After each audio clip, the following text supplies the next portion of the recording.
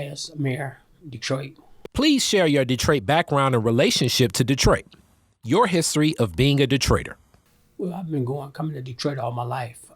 After I graduated from high school, I came here to live with my great-grandmother and stayed with her until she passed, and I've been up here ever since, maybe since 1983. But I've been coming up every summer since I was, as far as I can remember.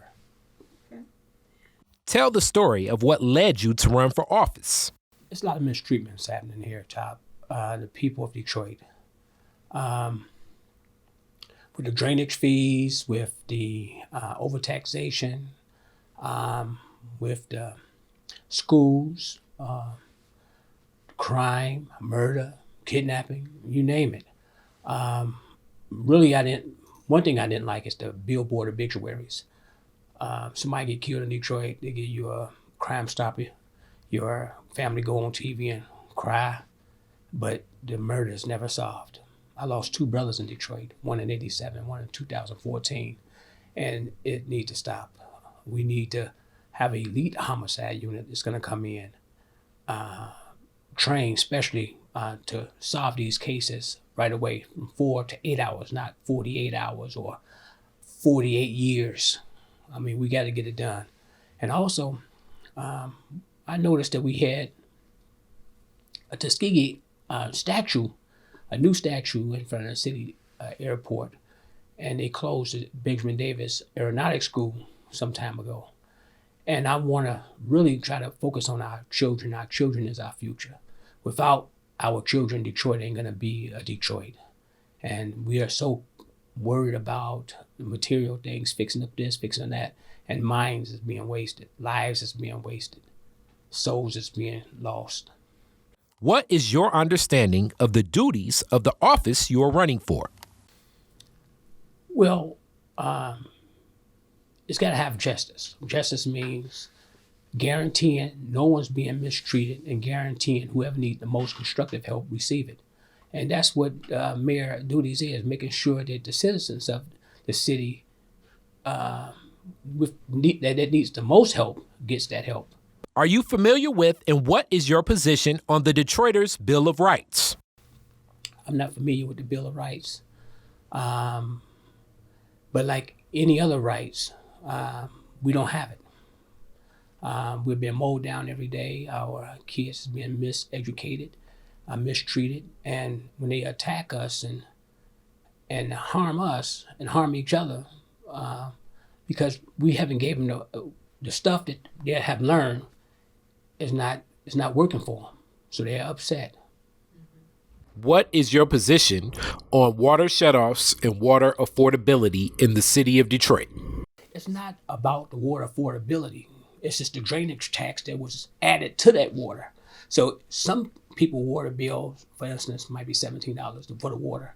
The drainage fee could be $45, and then the sewage another $20, and then you got more money cleaning and this phantom drainage fee, which caused 100,000 foreclosures. It caused tens of thousands of churches to lose their churches. It caused 200,000 people to get their water shut off, because when they imposed this drainage fee, when the current administration came in and franchised the water department out to the 3 counties, Wayne, Oakland, and Macomb, for $50 million for a year.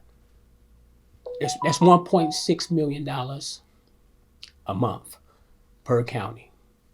And none of that money came to us, so they had to find a way to gouge us for more money. And that's what happened. Detroit water and sewage, you're eligible for your water to get shut off at $125. So when they added that $80 and $90 extra a month, everybody got eligible real quick. So so I lost 4 buildings because of this. I had a building on Harper near Cashew. It was my general tax was $1,500, but my drainage fee was $3,500. So they put that straight onto your tax. So you got a $5,000 tax bill, and that's in certain areas of the city. They was gouging us with this fee that cause mass foreclosures and water shutoffs. How would you enhance Detroit's neighborhoods, and which neighborhoods would be your priority?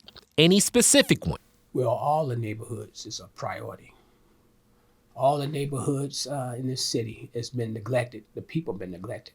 The people is, we don't have American dream. We have American nightmare, and we don't have to have that. We want to change that.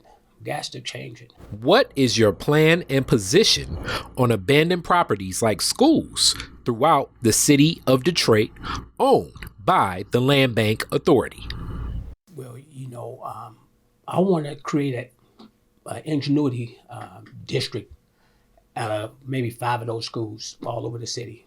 And that's going to help with the young adults to get skilled trades like masonry and electric and plumbing, to get our people up to par, And also with the property, I want to have like, let's say for instance, we ain't gonna give the property to Wayne County for them to sell the property to our people. We're gonna get away with get rid of the Detroit Land Bank, and we're gonna put it back into the citizens' hands.